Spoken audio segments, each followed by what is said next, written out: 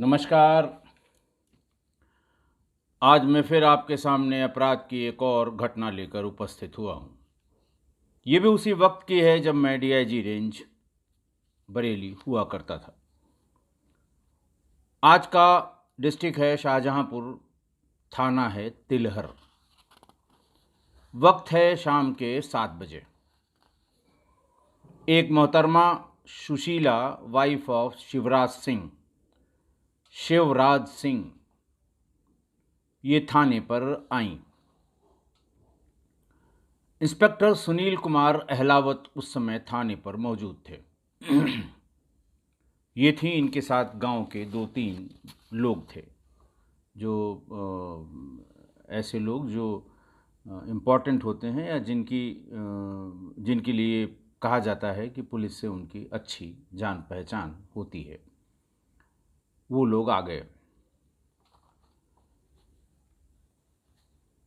सुशीला देवी ने ये बताया कि उनका 21 साल का लड़का राममूर्ति सुबह 6 बजे घर से खेतों के काम के लिए निकला था। सामान्य रूप से वो 6 बजे खेतों का काम वाम देख के 8-9 बजे तक घर आता था, नहाता धोता था, खाना खाता था, उसके बाद जहाँ कहीं जाना हो जाता था। लेकिन जब वो 12 बजे तक नहीं आया तो वो खुद और उनके आस पड़ोस के लोग, उनके जानने वाले लोग, सारे लोग उसको ढूंढने के लिए निकले। ढूंढते ढूंढते राघवेंद्र के ट्यूबवेल वाले खेत में बीच में उसकी बॉडी मिल गई। सुशीला देवी ने यह बताया कि उसके सिर पे काफ़ी चोट लगी हुई है, बहुत ढेर सारा ब्लड बह के ज़मीन पर गिरा हुआ है।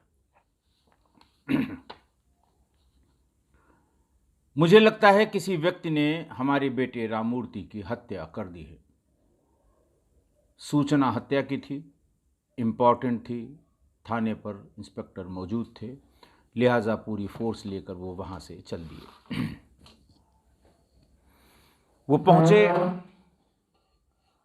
और जो उसकी एसओपी होती है कि मुकदमा पहले कायम हो जाए, मुकदमा कायम होने के बाद सभी को इन्फॉर्म कर दिया जाए, वो सारी प्रक्रिया उन्होंने कर ली। जो मुकदमा कायम किया गया उसका क्राइम नंबर था 180/20, धारा थी 302, 201 आईपीसी। हत्या और हत्या के साक्ष्य को मिटाने से संबंधित अपराध की धाराएं उसमें लगाई गईं।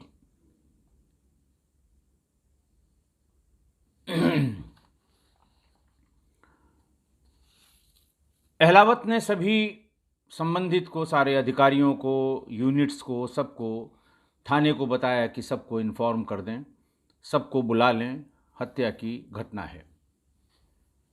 एसएचओ खुद मौके पर पहुंचे। भीड़ काफ़ी लगी हुई थी। दिन का मामला था, मार्च का महीना था, तेज़ धूप निकली थी। येलो टेप लगा के भीड़ को वहाँ से दूर किया गया। लाश की स्थिति को देख के लग रहा था कि इसके सिर पर किसी भारी वस्तु से प्रहार करके चोट पहुंचाई गई, जिससे काफ़ी ब्लड निकल गया और इसकी मृत्यु हो गई। वहाँ संघर्ष के, लड़ाई के, रेजिस्टेंस के, प्रतिरोध के कोई निशान नहीं थे। न तो कोई वहाँ जो खेतों में पौधे लगे होते हैं, जो फसल होती है, उसमें कोई टूट फूट हुई थी, और न ही वहाँ ऐसा लग रहा था कि यहाँ पर कोई किसी तरह का रेजिस्टेंस किया गया है। इसी से लगा कि शायद कहीं और हत्या करके इसे लाकर यहाँ फेंक दिया गया है। हत्या भी बहुत देर की नहीं लग रही थी। लग रहा था 4-6 घंटे, 8 घंटे पहले की ही हत्या होगी। डॉग स्क्वाड आया। डॉग स्क्वाड ने इतना ज़रूर किया कि वो मौके से, उस ट्यूबवेल से, राघवेंद्र के ट्यूबवेल से गांव तक गया, गांव से लौट कर आया। ये इंडिकेट करना उसका काफ़ी था कि जो कुछ भी हुआ गांव से ही ओरिजिनेट हुआ और गांव में ही टर्मिनेट हुआ।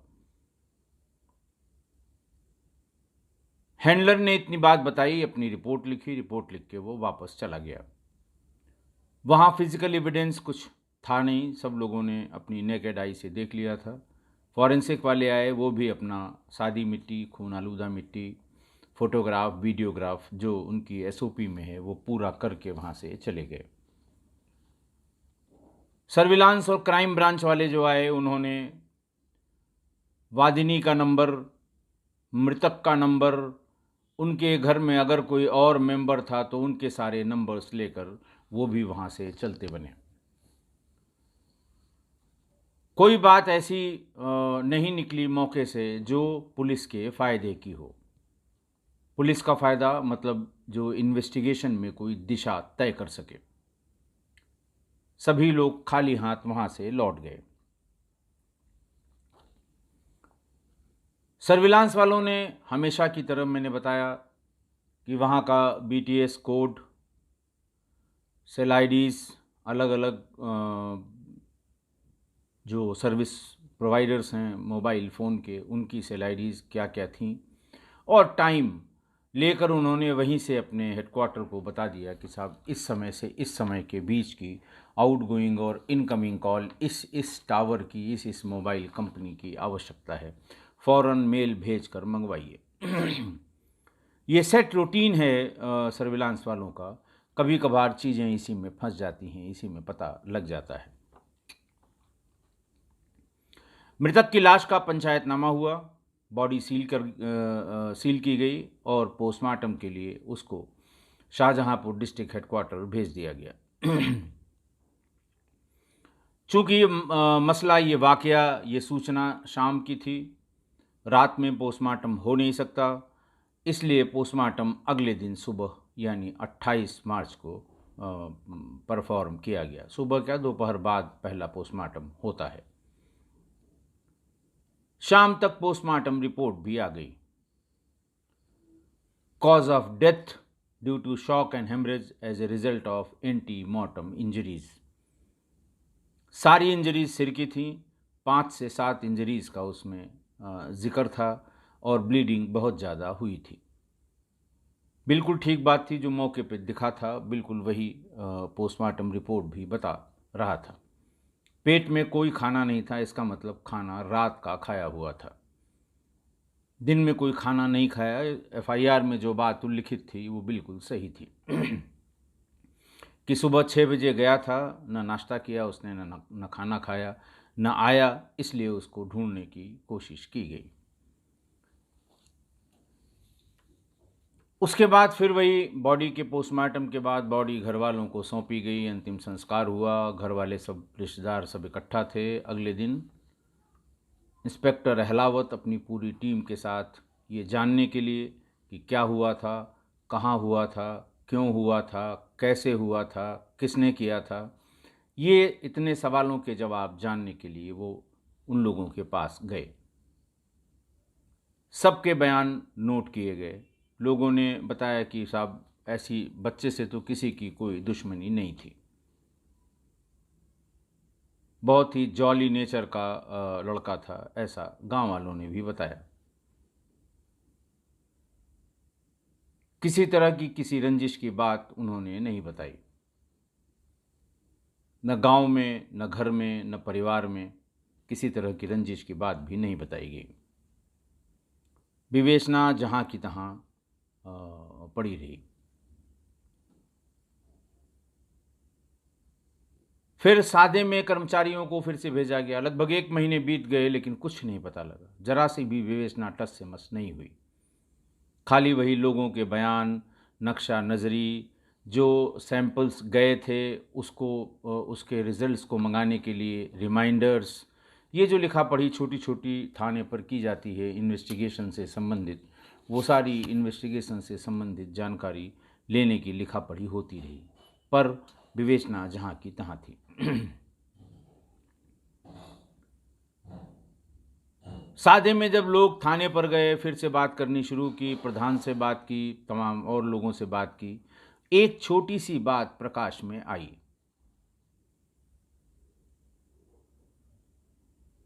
इसके पहले मैं बता दूं कि उसका एक जो सबसे अच्छा दोस्त था, प्रदीप उर्फ बबलू।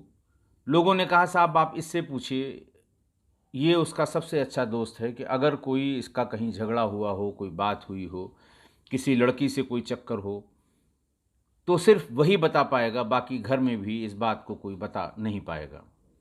प्रदीप उर्फ बबलू थाने पर लाया गया, सिर्फ जानकारी के लिए लाया गया। तो उससे पूछा गया, उसने कहा नहीं साहब किसी लड़की का कोई चक्कर नहीं है, हम लोगों की बहुत अच्छी दोस्ती थी और हम लोग कभी कभार शराब भी पीते थे, साथ साथ घूमने जाते थे, ज़्यादातर समय साथ ही रहते थे, लड़के में कोई कमी नहीं थी, कोई बुराई नहीं थी। वहाँ से भी निराशा ही हाथ लगी, इंस्पेक्टर को भी और इन्वेस्टिगेशन से रिलेटेड और लोगों को भी। लेकिन सादे में जो लोग गए, उन्होंने जो बात बताई, उन्होंने ये कहा कि साहब ये जो प्रदीप उर्फ बबलू है, जो इसका बहुत ही परम मित्र है, इसके चाचा एक पातीराम हुआ करते थे। आज से 25-30 साल पहले की बात है। पातीराम का मर्डर हुआ था लेकिन ये मर्डर आज तक नहीं खुला। जो शंका व्यक्त की गई थी वो मृतक के पिता यानी शिवराज सिंह पर की गई थी, लेकिन बाद में ये पता लगा कि ये किसी वजह से झूठी उनके नाम उनको नामजद किया गया था या झूठी उनके बारे में बात बताई गई थी और वो पुलिस की इन्वेस्टिगेशन में बरी हो गए थे। उसके बाद दोनों परिवार आपस में मिले और एक दूसरे के यहाँ अच्छी तरह आना जाना था। उस रंजिश का कोई संबंध इस हत्या से प्रेमा फेसी नहीं लगता है, लेकिन बुला के बात करने में कोई हर्ज नहीं है। प्रदीप उर्फ बबलू को दोबारा थाने पर लाया गया। उसको इस तरह आड़े हाथों लिया गया कि भाई तुमने तो बताया कि कोई बात नहीं है, कोई रंजिश नहीं है, तुम्हारी खानदानी रंजिश है इनसे। तो उसने कहा साहब हमको भी पता नहीं है, ये हमारी पैदाइश के पहले की घटना है, 25-30 साल पुरानी बात हो गई। मेरे एक चाचा थे पातीराम, जिनको मैंने देखा भी नहीं था, उनके बारे में लोग बताते हैं कि उनकी हत्या हुई थी, लाठियों से कूच कूच के उनकी हत्या कर दी गई थी। उनकी नई नई शादी हुई थी,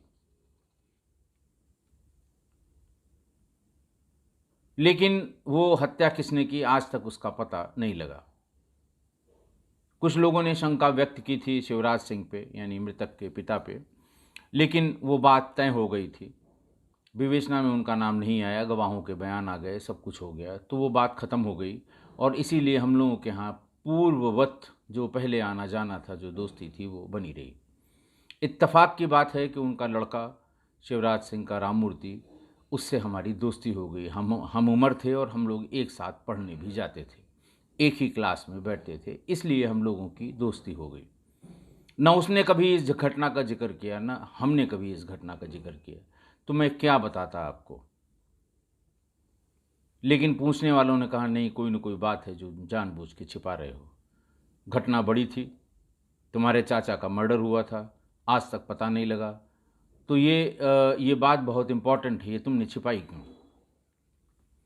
बात करने के लिए और कोई बात तो थी नहीं। सीडीआर में दोनों साथ साथ घूमते हैं, साथ साथ चलते थे, खूब इन लोगों की बातचीत होती थी। ये बात जब उसको पूछताछ के लिए बुलाया गया था तो उसे बताया गया, उसने कहा हाँ साहब घटना वाले दिन भी हम दोनों साथ साथ गए थे, ट्यूबवेल पे हम लोग साथ साथ बैठे हुए थे, खेत में पानी लगा हुआ था, मैं करीबन 9 बजे के आसपास मेरा खाना खाने का समय हुआ, नहाया भी नहीं था मैं, तो मैं घर को चला गया। उसने भी कहा मैं भी घर जा रहा हूँ। उसके बाद क्या हुआ मुझे नहीं पता, मैंने किसी को वहाँ आसपास भी नहीं देखा था। बात वहीं पर ख़त्म हो गई। यानी जो बताया गया कि बहुत अच्छा दोस्त है वो बिल्कुल सही था। सीडीआर भी उसका 100% समर्थन करता था। लेकिन पुलिस इसी बात पर उसको टेढ़ा मेढ़ा करती रही कि तुमने ये बात क्यों नहीं बताई, ये बहुत ज़रूरी बात थी, बड़ी इम्पॉर्टेंट बात थी। जबकि सही बात भी ये है कि ना उसने बताई और ना गांव में किसी ने बताया कि साहब एक गांव तो ये मान के चल रहा था कि साहब इनको उस समय झूठा किसी ने नाम ले लिया होगा, पुलिस ने पैसा ले लिया, फिर जब पता लगा कि ये नहीं है छोड़ दिया। इनका उस हत्या से कोई मतलब नहीं था। लेकिन ये भी सही था कि उस हत्या का आज तक पता नहीं लगा।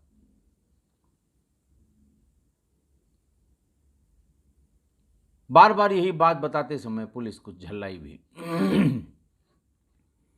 और फिर अचानक उसी में से किसी ने अच्छी वाली पूछताछ भी शुरू कर दी।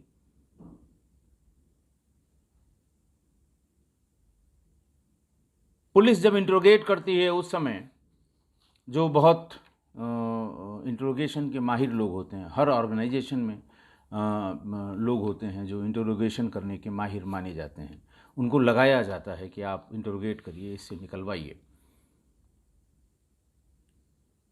उन्हें अगर ज़रा सा भी शक होता है कि नहीं इसमें कुछ न कुछ है, तो वो कहते हैं साहब पेट में तो कुछ है, गले तक लाता है लेकिन मुंह में नहीं ले आ पाता, ज़ुबान नहीं चलती इसकी।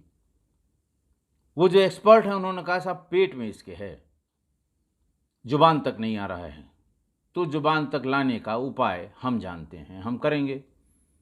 और वही उपाय उन्होंने श्रेणीबद्ध से शुरू किया। थोड़ी देर बाद वो टूट गया। उसने कहा हाँ साहब मैंने मारा। काहे से मारा? बोले लाठियों से मारा।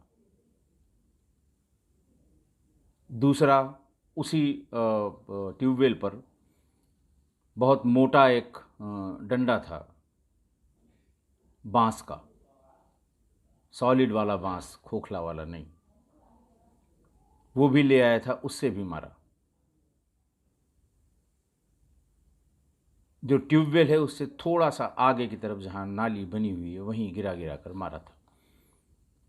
फिर जहाँ इसका ब्लड बहुत गिरा था वहाँ पानी वहाँ की तरफ खोल दिया ट्यूबवेल का, तो वो ब्लड और उसके साथ की मिट्टी बह गई। फिर इसको कंधे पर लादा और बीच खेत में फेंक कर वहीं अपने कपड़े धोकर घर की तरफ चला आया। तो उससे पूछा गया कि भाई तुम्हारा तो ये बहुत अच्छा दोस्त था, दिन में 20-20 कॉल हैं तुम्हारी, एक ही जगह लोकेशन मिल रही, पिछले जितने दिन की CDR मिल सकती है उन सब में ऐसा क्या हो गया? तो उसने पूरा किस्सा बताया। उसने कहा साहब आज से 25-30 साल पहले जब मेरे चाचा पातीराम की हत्या हुई, मेरी पैदाइश उसके बाद की है, जब मैं धीरे धीरे ग्रो अप हुआ, कुछ जानने समझने लायक 5-6 साल का हुआ, तो अम्मा हमारी बताती थी कि चाचा की तुम्हारे हत्या कर दी गई थी, और ये चाची हैं। मैं चूंकि बहुत छोटा था तो हमें ये बताया जाता था, और तब बताते थे जब सब कोई नहीं हो, सिर्फ हम ही लोग हों, मेरे माँ हों, पिता हों, चाची हों, कि देखो मर्डर तो शिवराज सिंह ने ही किया था। हम लोग अच्छी तरह जानते हैं कि उसी ने मारा था, कारण भी बताया क्यों मारा था। लेकिन पैसे वाले लोग हैं, इसने पूछा उनसे कि जब उन्होंने मर्डर किया तो उनको सज़ा क्यों नहीं हुई, जेल क्यों नहीं गए? छोटी बुद्धि से वो जितना पूछ सकता था उसने पूछा।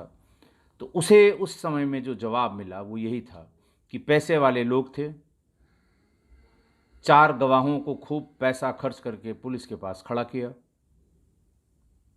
कि साहब ये उस दिन रिश्तेदारी में गए हुए थे, मौके पर थे ही नहीं। पुलिस पे भी बहुत पैसा खर्च किया, और पुलिस ने यही सब लिखा पढ़ी करके और केस को ख़त्म करके कोर्ट में भेज दिया। कुछ दिन तक तो हम लोगों ने पैरवी की,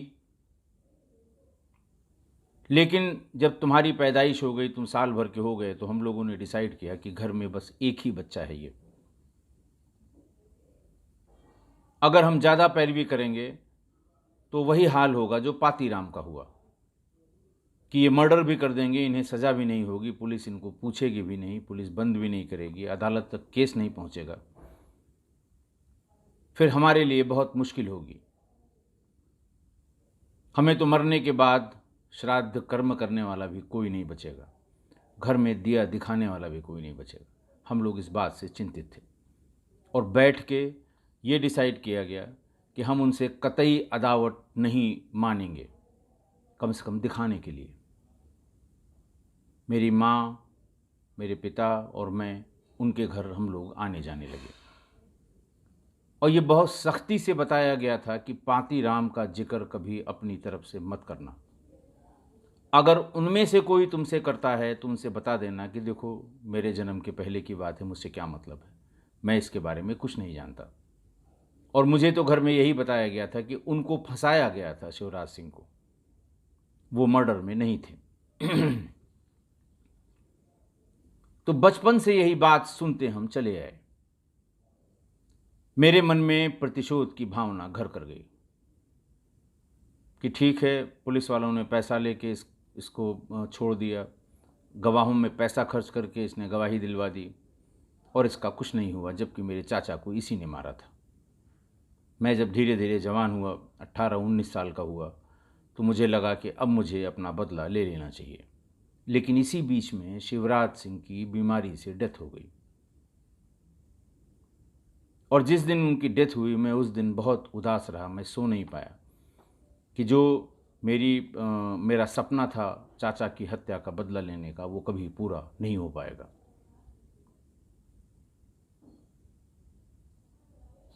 और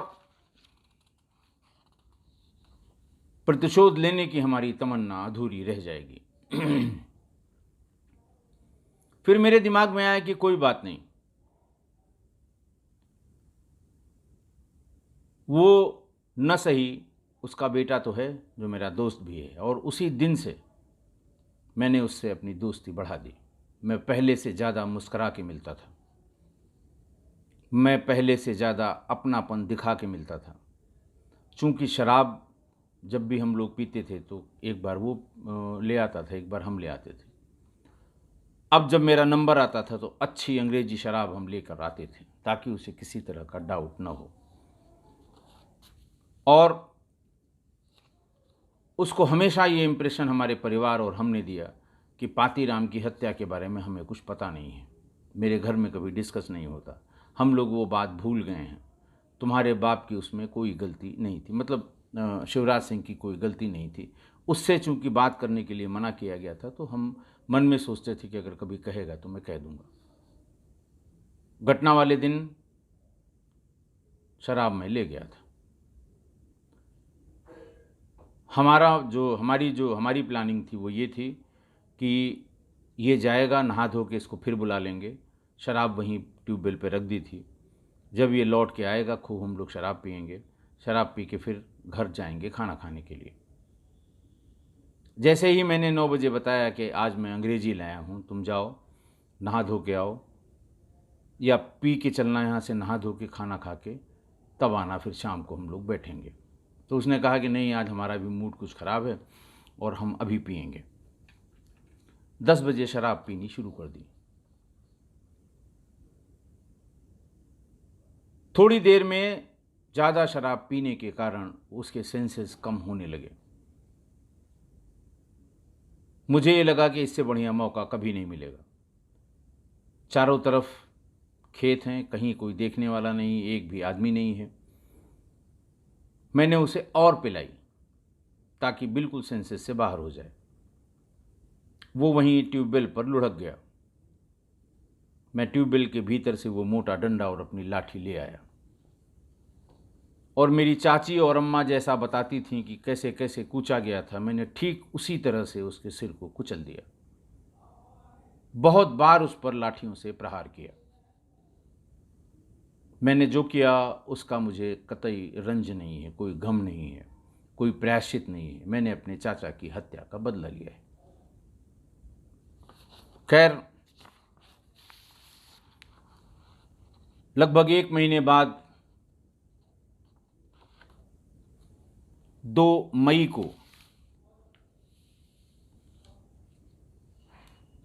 को उसे, जिस दिन उसने स्वीकारोक्ति की, उस दिन उसे गिरफ्तार करके जेल भेज दिया गया।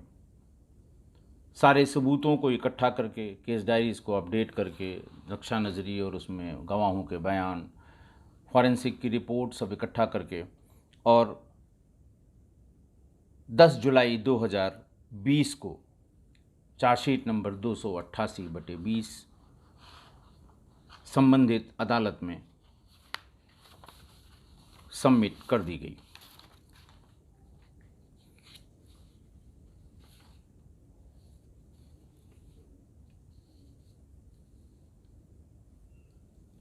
जो मुलजिम था उसने अपने चाचा की हत्या का बदला ले लिया। हत्या की ये घटना बहुत पुरानी थी और 25 से 30 साल के बाद यह हत्या का बदला लिया गया। देखिए, बदला लेना तो इंसानी फितरत है। हजारों किस्से, जितने युद्ध प्राचीन काल के, मुगल काल के, वर्तमान काल के जितने भी युद्ध हुए हैं, सब किसी न किसी चीज़ के बदले के लिए हुए हैं। तो ये इंसानी फितरत है।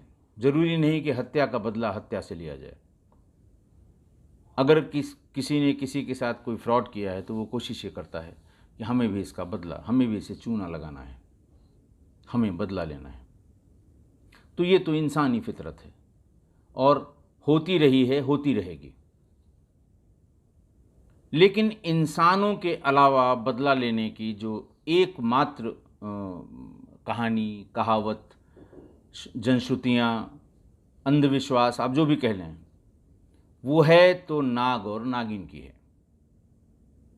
चूँकि बात बदले पे आई तो आज मैं जिक्र ज़रूर करूँगा। ये किंवदंतियाँ हम शुरू से, बचपन से सुनते आए हैं कि नाग की आँखों में कोई कैमरा होता है, उसको मारने वाले की फ़ोटो वो खींच लेता है। नाग को अगर कोई मार देता है तो नागिन उसकी फ़ोटो खींच लेती है, नागिन को कोई मारता है तो नाग उसकी फ़ोटो खींच लेता है और चाहे जितना समय लगे वो इसका बदला लेता है। बड़ी कॉमन सी जनश्रुति है ये, बहुत कॉमन सी ये किंवदंती है और बहुत ढेर सारे साहित्य में इसका जिक्र है, भरा पड़ा है साहित्य। जानवरों के बदला लेने की एकमात्र जानवर ये है जो बदला लेता है। इंसान तो हर दिन बदले की फिराक में रहता है।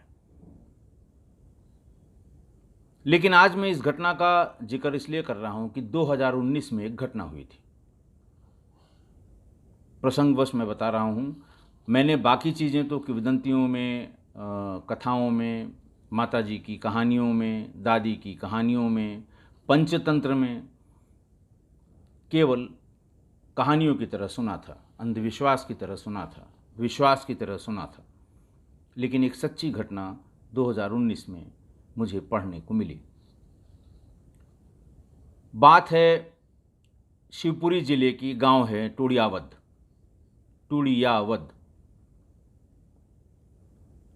मध्य प्रदेश का है ये और शिवपुरी जिले का है। बात 2019 की है। ये बात 16 अगस्त 2019 को एक किसान जिनका नाम रामपाल यादव था, उनको एक नाग ने डस लिया। पुलिस मौके पर गई। वहाँ जो सुना पुलिस ने या जो बयान लिया, जो गांव वालों ने, पूरे गांव ने बताया, वो हैरान करने वाला था।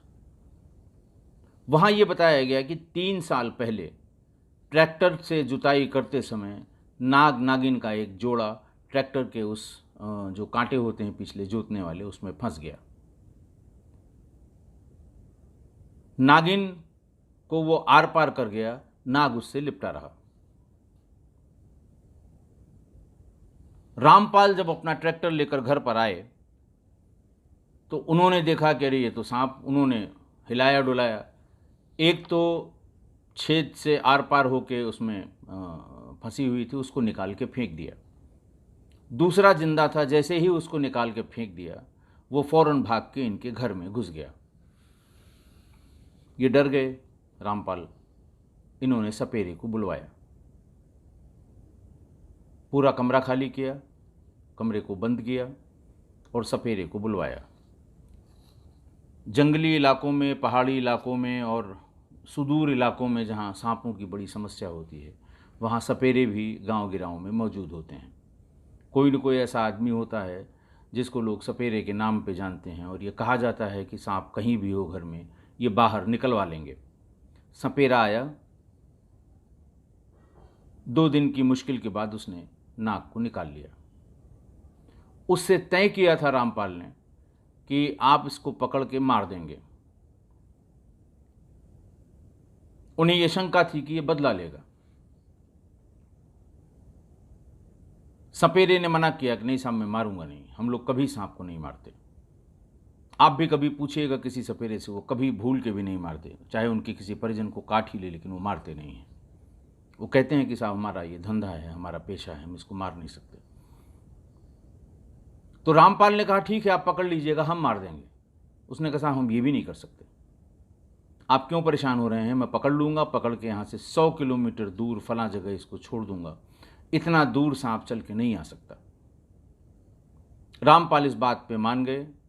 नाग पकड़ा गया, कोबरा था, उसको लेके वो उसने बाद में बताया कि फलां जंगल में मैंने उसको छोड़ दिया। लेकिन 6-7 महीने बाद वो नाग फिर इनको दिखाई दिया, रामपाल को। इन्होंने अपने बेटे जगदीश यादव से कहा कि देखो ये आ गया और पीछा कर रहा है, ये 100 किलोमीटर से आ गया, तो ये मुझे मार देगा, मुझे काट लेगा। फिर दूसरे सपेरों को गांव से बुलाया गया। एक हफ्ते तक जब वो दिखाई पड़ा, तो जिस कमरे में दिखाई पड़ा उसको बंद कर दिया गया। एक हफ्ते तक दोनों सपेरे कोशिश करते रहे, लेकिन उस नाग को नहीं पकड़ पाए।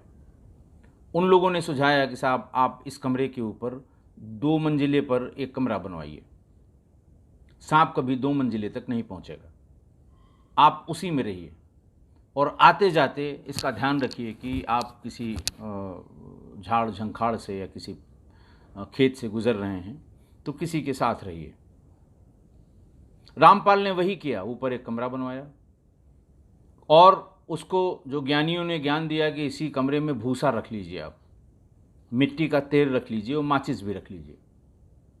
सांप जब भी आएगा वो पहले भूसे में, बाकी पूरे घर को साफ सुथरा कमरे को साफ सुथरा रखिए।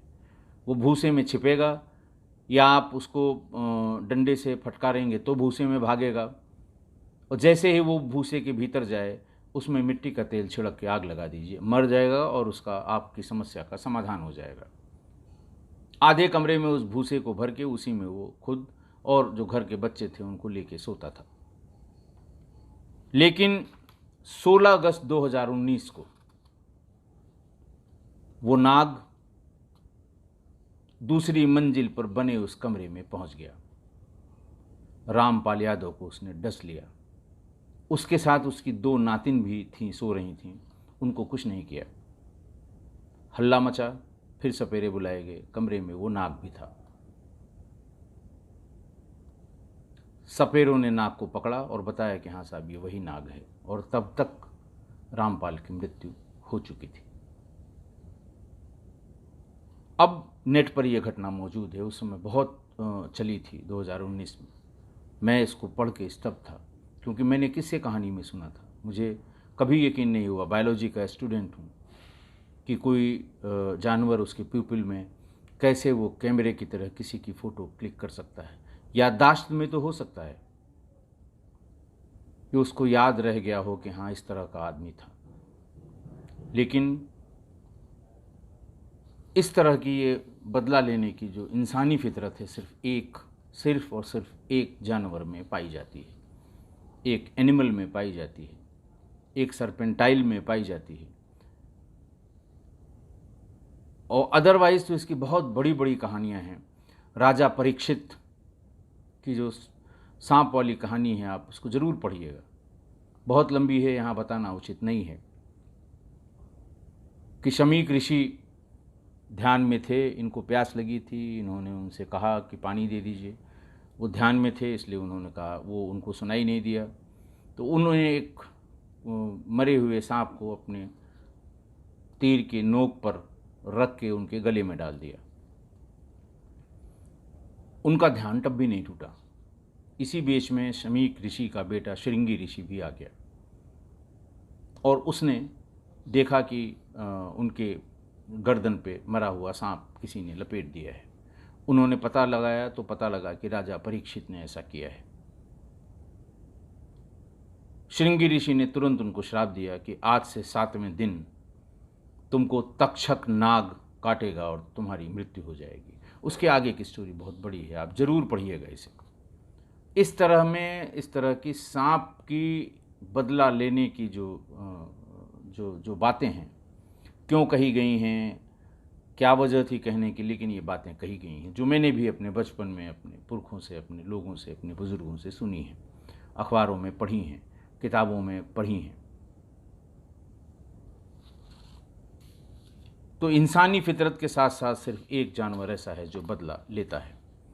प्रदीप जो मुलजिम है, उसने राममूर्ति को ये कभी एहसास नहीं होने दिया कि उसके मन में कुछ चल रहा है। वो हमेशा कुछ ज़्यादा ही मुस्करा के मिलता था। राममूर्ति के बाप के मरने के बाद वो चेहरे पर इतनी मुस्कुराहट रखता था कि सामने वाले को कभी जरा सी भी शंका न हो।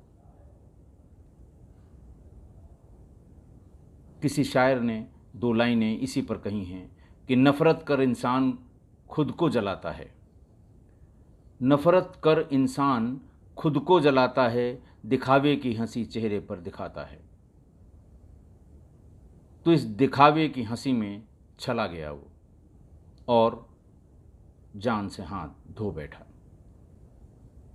इससे एक सीख हमें लेनी चाहिए, जिससे आपकी अदावत हो, चाहे जैसी अदावत हो, छोटी अदावत हो, बड़ी अदावत हो, हत्या से संबंधित अदावत हो, मुकदमे से संबंधित हो, ज़मीन से संबंधित हो, जब वो ज़्यादा हंसे और मुस्कराए तो उससे ज़रूर सावधान हो जाएं। बहुत ढेर सारी घटनाएं मेरे जहन में इस समय हैं जहाँ ये बताया गया कि साहब इस बीच उसका व्यवहार बड़ा अच्छा था, हंस के मिलता था, मुस्करा के मिलता था। किससे आपकी क्या अदावत है वो आप जानते होंगे। और जब वो अचानक ज़्यादा मेल मिलाप करने लगे, ज़्यादा हंस के मिलने लगे, तपाक से मिलने लगे, तो आपको ज़रूर सावधान हो जाना चाहिए, क्योंकि वो हंसी दिखावे की होगी और उसकी नफ़रत उसको भीतर ही भीतर जला रही होगी, जैसा आज की घटना में हुआ। मुझे उम्मीद है कि आप मेरी इस बात से सहमत होंगे। अगर सहमत नहीं हैं तो हमें ज़रूर बताइएगा। आज के लिए बस इतना ही। बहुत बहुत धन्यवाद।